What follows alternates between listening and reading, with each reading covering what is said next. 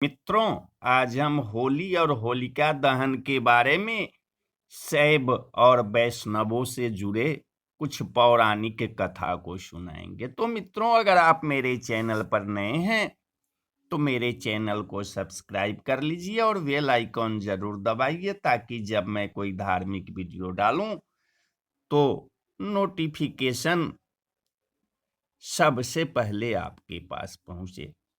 तो सबसे पहली कथा विष्णु भक्त प्रहलाद की।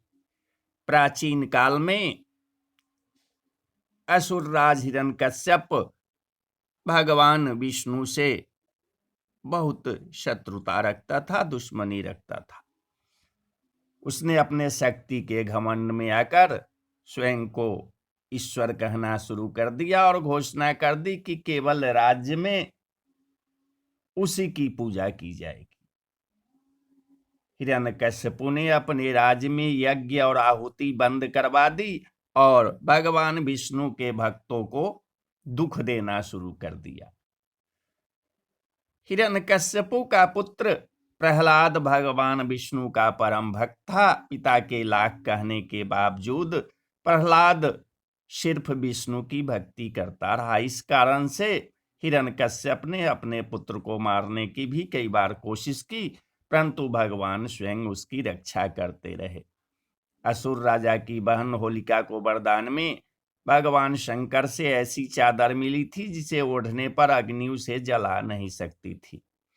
हिरण्यकश्यपु के आदेश पर फाल्गुन पूर्णिमा के दिन ही होलिका ने उस चादर को ओढ़ाकर प्रहलाद को गोद में लेकर चिता पर बैठ गई। दैव योग से वह चादर उड़कर प्रहलाद के ऊपर आ गई, जिससे प्रहलाद की जान बच गई और होलिका जल गई। इस कांड को स्मरण करते हुए होलिका दहन के अवसर में गोबर और लकड़ियों से प्रस्तुत चिता को जलाकर होलिका नामक दुर्भावना या बुराई का अंत और अच्छाई के तौर पर भगवान द्वारा भक्त की सुरक्षा का जश्न मनाया जाता है। दूसरा, कामदेव प्रसंग। पार्वती शिव से विवाह करना चाहती थी, लेकिन तपस्या में लीन शिव का ध्यान उनकी तरफ जाता ही नहीं था। ऐसे में कामदेव ने वहां पधार कर शिव जी पर उनकी पुष्प बाण चला दी। तो तपस्या भंग होने के कारण भगवान भोलेनाथ को इतना गुस्सा आया कि उन्होंने अपनी तीसरी नेत्र खोलकर कामदेव को भस्म कर दिया। कामदेव के भस्म हो जाने पर उनकी पत्नी रति देव रोने लगी और शिव से कामदेव को जीवित करने की गुहार लगाई।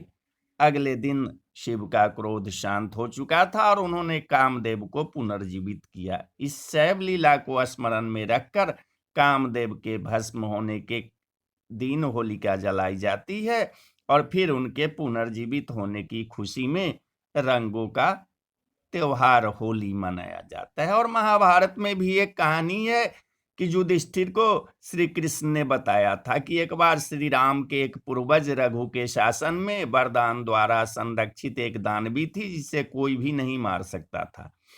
इसलिए उसे गली में खेल रहे सिर्फ बच्चों के अलावा और किसी से भी डर नहीं था। एक दिन गुरु वशिष्ठ ने बताया कि उसे मारा जा सकता है यदि बच्चे अपने हाथों में लकड़ी के छोटे छोटे टुकड़े लेकर शहर के बाहरी इलाके में सूखी घास के साथ लकड़ियों के ढेर लगाकर जलाने के साथ साथ उस चिता के चारों ओर परिक्रमा कर नृत्य करे, गाना गाए, ताली और नगाड़े बजाए। दानवी संहार के इस अमोघ उपाय को सुनने के बाद ऐसा ही किया गया और उस चिता में दानवी भस्म हो गई। उस समय से इस दिन को एक उत्सव रूप में मनाया गया जो बुराई पर मासूम दिल जैसी अच्छाई का जीत का प्रतीक है। और श्री कृष्ण और पूतना की कथा।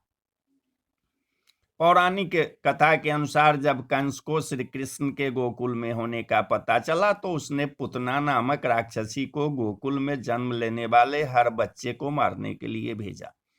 पूतना स्तनपान के बहाने शिशुओं को विषपान कराता था, लेकिन कृष्ण इस षड्यंत्र को समझ गए और उन्होंने दुग्धपान करते समय ही पूतना का वध कर दिया। कहा जाता है कि तभी से बुराई रूपनी पूतना वध की खुशी से अच्छी सोच के साथ आपस में भाईचारा को बढ़ाने के लिए रंग की त्योहार होली पर्व मनाने की मान्यता शुरू हुई थी। तो बोलिए जय जय सिया राम, जय सिया राम।